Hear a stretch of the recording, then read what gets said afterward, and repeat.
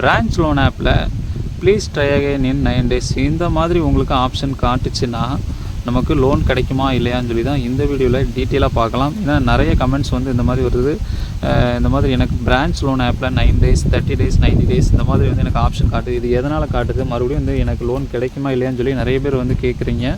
So அதற்கான பதில் தான் இந்த வீடியோ வந்து இருக்க போகுது.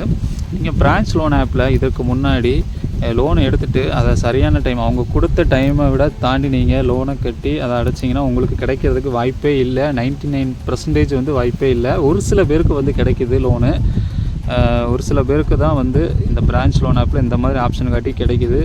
குறிப்பாக பார்த்தீங்கன்னா இந்த மாதிரி ஆப்ஷன் வர்றதே நீங்கள் லேட் பேமெண்ட் கட்டும்போது அந்த மாதிரி ஆப்ஷன் வரும். ஸோ 1 மாதம் கழித்து கட்டுவீங்க, 2 மாதம், 1 வருஷம், 2 வருஷம் இந்த மாதிரி தள்ளி கட்டும்போது இஎம்ஐயை அவங்க என்ன பண்ணுவாங்கன்னா ரிமார்க் வச்சுருவாங்க.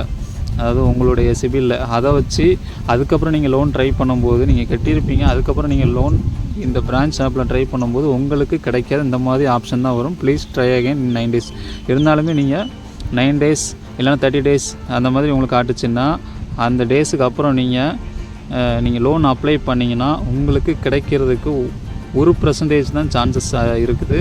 இது 99% உங்களுக்கு வாய்ப்பே இல்லை.